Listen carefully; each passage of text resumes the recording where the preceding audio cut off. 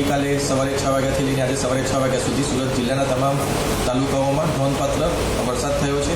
Average જોઈએ તો આપણે 220 mm જેટલો વરસાદ તમામ તાલુકા અને શહેરમાં મળીને થયો છે, એટલે કે લગભગ 8 ઇંચથી વધારે એવરેજ વરસાદ તમામ તાલુકામાં નોંધાયો છે.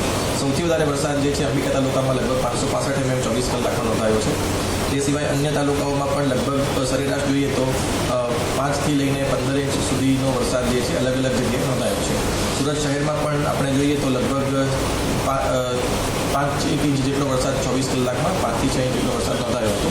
સવારે 6 વાગ્યાથી 10 વાગ્યાની સ્થિતિ જોઈએ તો સરેરાશ બહુ ઓછો વરસાદ આજે નોંધાયો છે, પરંતુ ફરીથી 10 વાગ્યા પછી અત્યારે કાઉન્ટકાસ્ટનું એક એલર્ટ આપવામાં આવ્યું છે અને આજે પણ આઇસોલેટેડ પ્લેસીસ ઉપર heavy two very heavy rainfall થવાની સંભાવના સુરત જિલ્લાના અલગ અલગ ભાગોમાં થઈ છે. પરિસ્થિતિની વાત કરીએ તો ઓવરઓલ સુરત શહેરની જે તમામ ખાડી છે અત્યારે તો ડેન્જર લેવલની નીચે ચાલી રહી છે. ગઈકાલે અમુક ખાડીમાં ડેન્જર લેવલ આવ્યું હતું. ત્યારબાદ તાપી નદીની અંદર આપણે સિંગણપુર જે કોઝવે છે તે ઓવરફ્લો થવાના કારણે પાણી આવેલું છે. ઉકાઈ ડેમ છે તેની સ્થિતિની વાત કરીએ તો 333 ફીટનું જેનું રૂલ લેવલ છે એની સામે 320 ફીટ એમાં પાણી છે.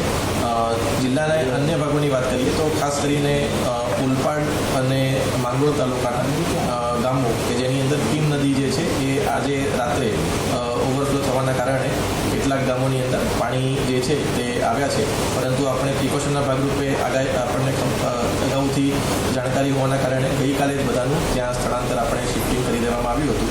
તેમ છતાં પણ એડિશનલ શિફ્ટિંગ કરવા માટે માંડવી તાલુકામાં એક એસકેએફની ટીમ આપણી પાસે અવેલેબલ છે અને ઓલપાડમાં પણ આજે સવારે એક એસકેએફની ટીમને મોકલવામાં આવી છે.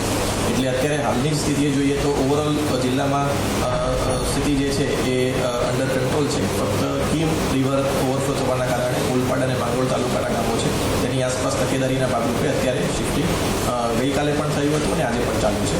અને સાથે સાથે જે અંબિકા નદી છે તેનું સ્તર અત્યારે નીચે છે, પરંતુ તેમ છતાં પણ આપણે અંબિકા નદીની આસપાસના જે ગામો છે ત્યાંથી આપણે ગઈકાલે લોકોનું શિફ્ટિંગ કર્યું હતું. ઓવરઓલ જિલ્લાની અંદર સુરત શહેર સિવાય લગભગ 4,000 લોકોનું સ્થળાંતર આપણે ગઈકાલે કરવામાં આવેલું છે. સુરતમાં અત્યારે ગભરાવાની કોઈ જરૂર નથી, શું કહેશો તમે? સચેત હંમેશા આપણે રહેવું જ જોઈએ. આજે પણ મેં કીધું એમ રેડ એલર્ટ છે જ, એટલે તકેદારીના ભાગરૂપે આપણે તમામ શાળા કોલેજોને તો આજે બંધ રાખવામાં જ આવી છે અને હજુ પણ રેડ એલર્ટની સ્થિતિ છે, એટલે ભારેથી અતિભારે વરસાદની સંભાવના છે.